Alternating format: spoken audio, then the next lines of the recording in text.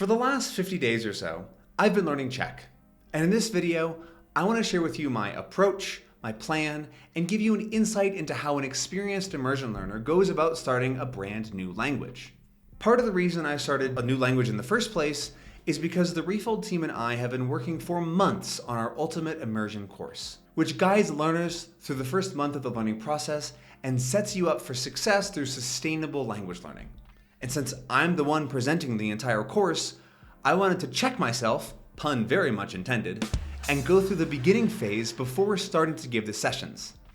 If you're interested in having me guide you through your first month of learning with daily lessons, assignments, and answers to questions, visit refold.link/ultimate-immersion-course or click the link below to learn how you can kickstart your learning. Anyway, that aside, I'm going to be spending the next 2 years with Czech every single day. This is what I see as being the #1 indicator of success. If you can learn sustainably and daily, you will make it. But going hard at the beginning leads to early burnout. So I've broken my plan down into sections. For the first 100 days, I will be learning for just 1 hour per day. And that's exactly what I've been doing for these first 50. It's been super sustainable and hardly feels like an hour. Then the next 100 days are an hour and a half. This is when I want to incorporate a few more things into my routine. I expect it to be mostly the same, but I'll start working through native content a bit more. And then the next 120 days are 2 hours per day. That's when I'll focus even more on native media. I'm expecting to spend around 45 minutes on Anki and learner stuff and then over an hour on TV shows. This is the phase when I'll hit the 500 hours mark. I'm also hoping to cross the 3,500 or 4,000 known words barrier. Up until that point, I will have been doing all of my immersion with reading and listening, subtitles all the way. Then, the next 80 days are going to be 2.5 hours. I'm planning on keeping my routine mostly the same at that point, but with a few major changes. I'll add in 30 minutes of pure reading and convert the rest to pure listening. Reading books helped me a ton with Spanish, so hopefully it'll do the same with Czech. But the more important thing will be removing all subtitles from listening. This will mark the shift into improving my listening ability, and I expect it to be very hard. At least 90 minutes per day will be listening only. But then, after that phase, I'll be at about 700 hours of immersion, and start the push through the final 100 days with 3 hours per day. I'm expecting this to be a bit of a grind, but back when I was doing Spanish at the end of 2021, I had 2 months in a row that were basically 100 hours each, averaging 3 hours per day, without even really trying. This last phase is going to mark the end of my mass input before I start speaking, because then I'll be at the 1,000 hours mark, and I will try to have my very first conversation. I'm hoping that I can have it be live with one of the people from the channel Slow Czech, which I've been using for comprehensible input. It's a fantastic channel.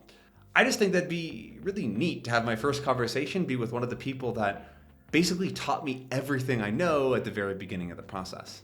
In those 100 hours before I speak, I'm not going to do much grammar study at all. I do plan to learn about grammar. It's essentially impossible to avoid since all of the Czech teachers online only seem to want to talk about grammar, but I'm going to prime some things once in a while. My focus though is going to be on getting high quality input where I can follow along more or less with what's going on and acquire things that way. I'm very excited to dive into Czech TV and film and discover more of what YouTube has to offer. I've only just scratched the surface. One of the streaming services that I signed up for has a ton of cool options that I'm really excited to check out. Anyway, that covers the first 500 days and 1,000 hours of immersion, which leaves 230 days to make it 2 solid years. I'm going to book a trip to the Czech Republic for March 9th, 2025, since that'll be 2 years of learning exactly. I'm calling this Fluent in 2 years. So those final 230 days will change in approach. I'll stop doing as much input and start doing an hour of output per day. I'm hoping I can do that for 200 days straight and cross the 200 hours of output challenge. I'm not quite sure what I'll be doing during that time. Maybe I'll make videos or something, but we'll see. That's very far away. But then, for the last month leading up to my trip, I'm going to bump it up, push myself, and get ready to go. Let's see if I can stick to this schedule and plan. It's been going great so far, but I'm not even 7% of the way there, so we'll see. I'm going to be making videos throughout the whole process, so if you want to see how things go, make sure you're subscribed.